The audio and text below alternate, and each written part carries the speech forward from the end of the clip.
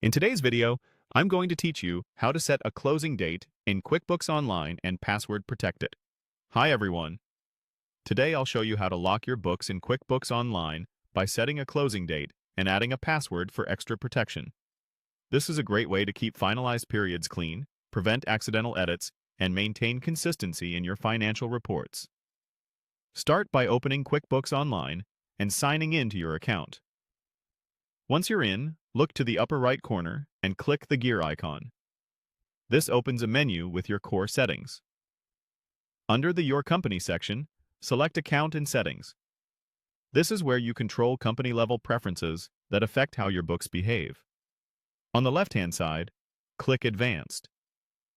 This tab contains settings related to accounting, automation, and other power features. Scroll down until you reach the Accounting section. Here, look for the option called Close the Books. This is the feature that lets you lock transactions on or before a specific date. Turn on the Closing Date option. When you do, you'll see a field to enter the closing date. Choose the date through which you want to lock your books. Many businesses use the last day of a month, quarter, or year, like 12/31/2025. Pick a date that reflects the period you've reviewed and finalized.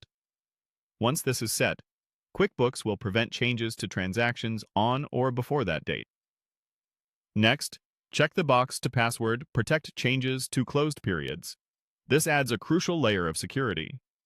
With this enabled, anyone attempting to add, edit, or delete a transaction in that closed period will be prompted to enter the password.